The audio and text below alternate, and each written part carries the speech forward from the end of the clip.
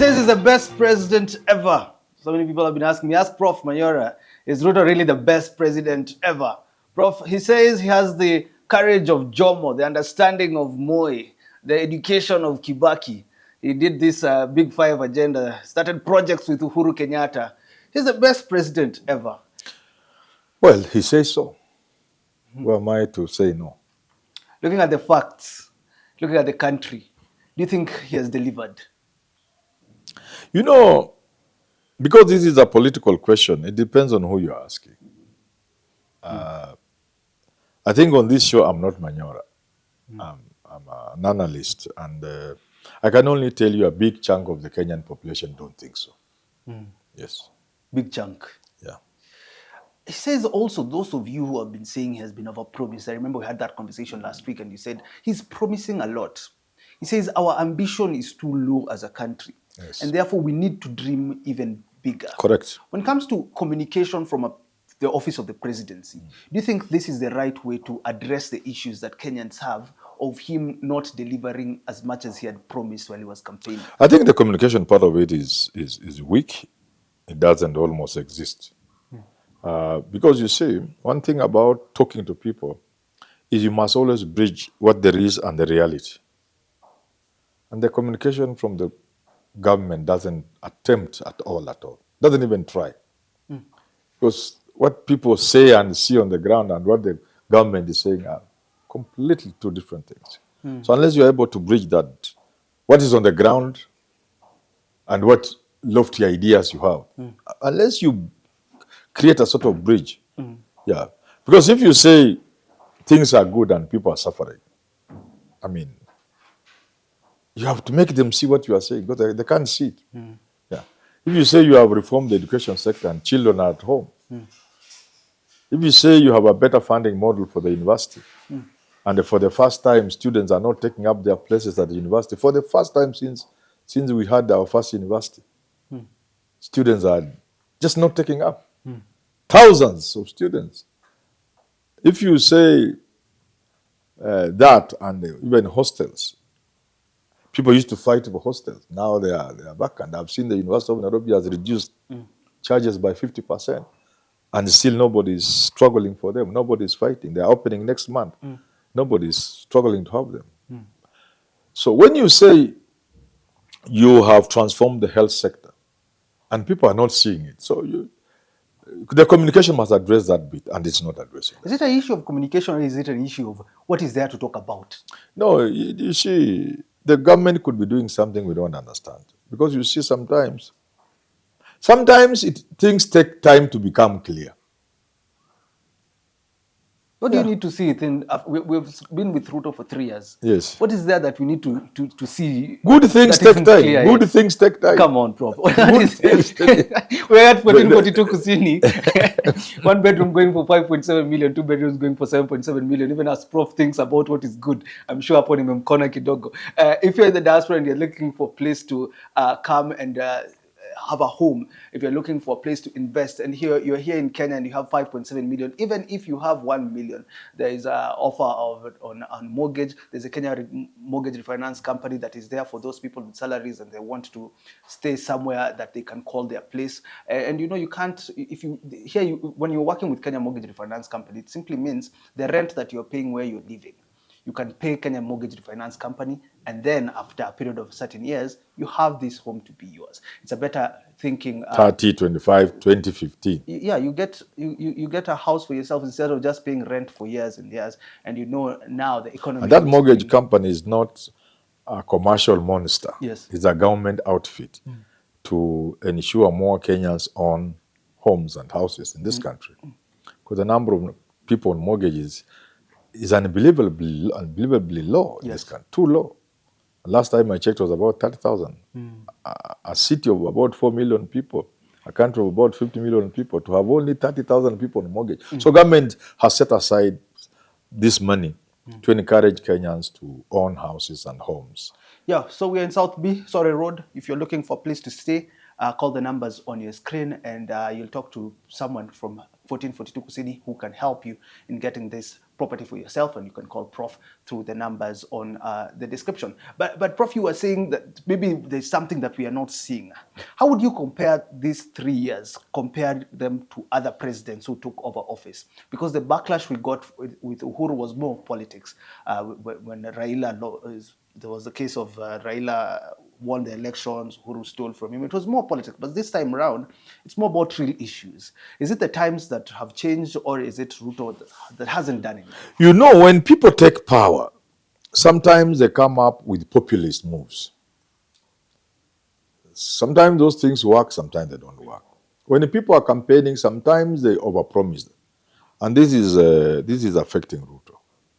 Sometimes when people take over power, they have many low-hanging fruits that hit the ground. When Moi took over power, there are things he did immediately that made him very popular. I keep reminding people, don't think Moi is an animal you think. There are many things that Moi started doing. For example, education. No president has done half or even a quarter or even an eighth what Moi has done in terms of education. He quickly set up to make day schools, girls' day schools. First of all, to remove mixed schools, to make day schools like Pangani. What Pangani is, you must attribute it to Moi. He moved to build boarding schools for girls. You know, he moved on many other things immediately. When Kibaki came after Moi, he immediately came up with CDF. And immediately, he took over free primary education. You see, when Uhuru took over, he came up with quick projects, you know, on electricity, on kilometers of road, digitization. Yeah. The digital campaign to make the government services like Huduma Center and so. These are things that Uhuru did immediately and they were visible.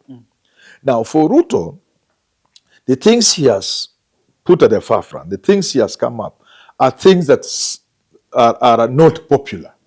I don't know, you can see this, eh? Yes. Kibaki's were popular things. Moi's were popular things. You know, on education for Moi and other things. On infrastructure and free education, you know, when Kibaki came in is when he did this thick highway. It was a wonderful thing. Then it was something from out of this world. You know, he went east to China for the first time. We saw vehicles, a departure from the Land Rovers we knew from UK, now from vehicles from Japan and things, that kind of thing. And then Uhuru comes up with the digitization, Huduma Center, and then mega road projects, and the electricity thing of last mile, and so many of those things. Now, Ruto comes with affordable housing. It's the most unpopular thing. And you tax people for it. Yes. He comes up with SHA. It is very unpopular. He changes things in the education sector. Very unpopular. So you see, that's part of the resistance the Ruto is facing. He could argue that unlike his predecessors, him is not going for popular things. He's going for things that are long-term.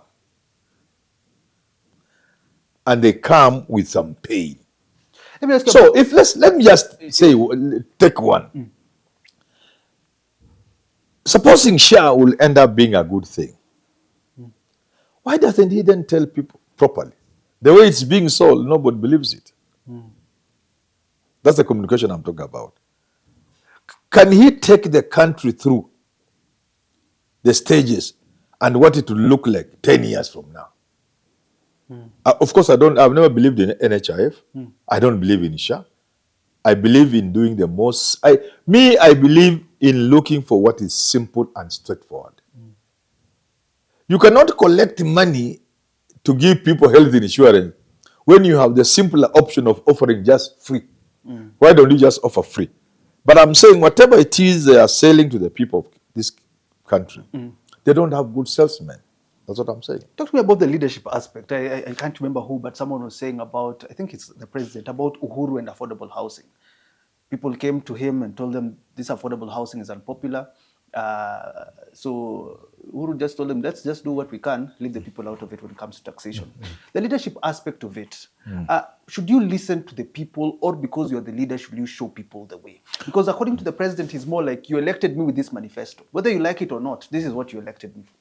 So I'm going to do what you told me to do through my manifesto. It's not a simple answer, a simple question that you can give a simple answer to. Simple answer to. Because, look, I believe a leader must show the way. That's why you're a leader.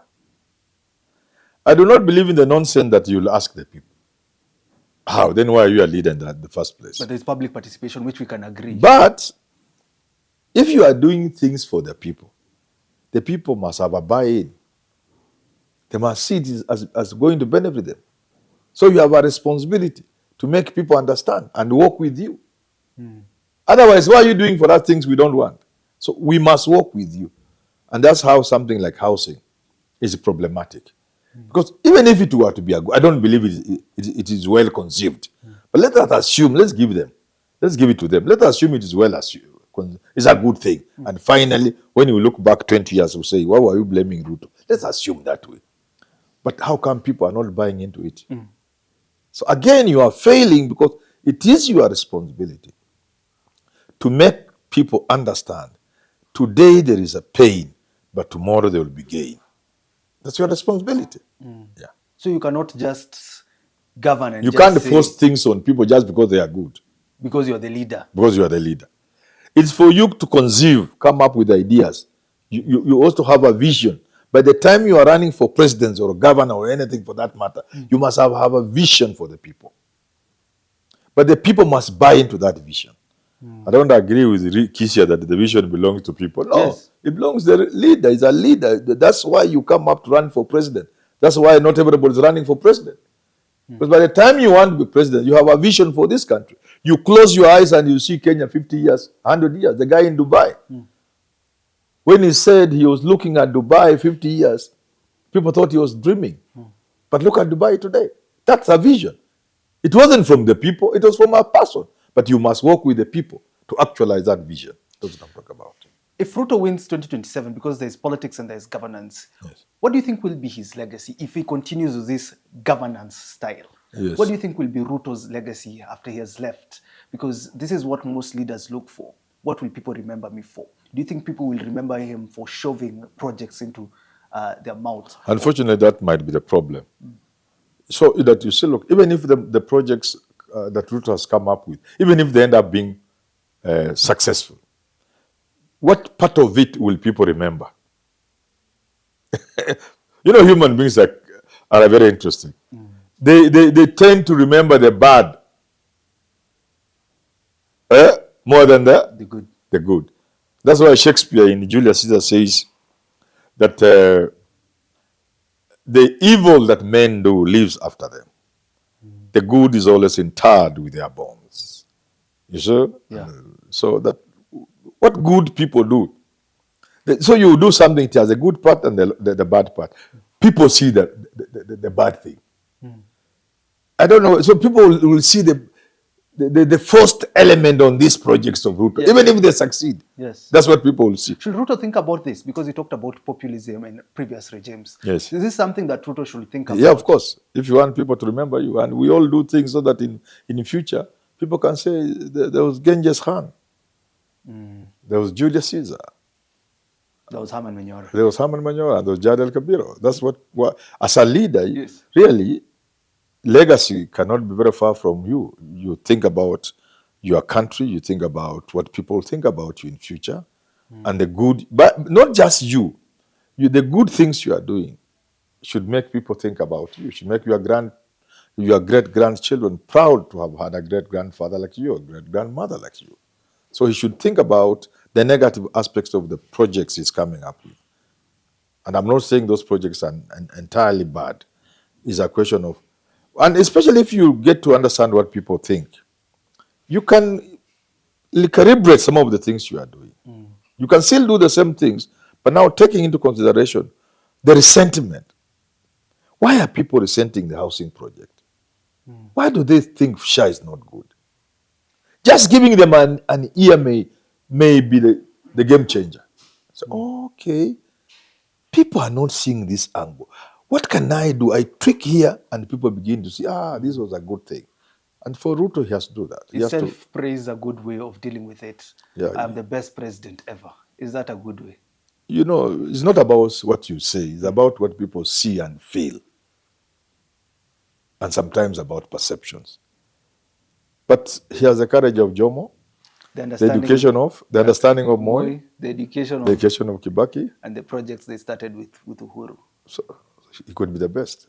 Thanks for tuning into that conversation here at 1442 Kusini. Call the number on your screen. Goodbye for now.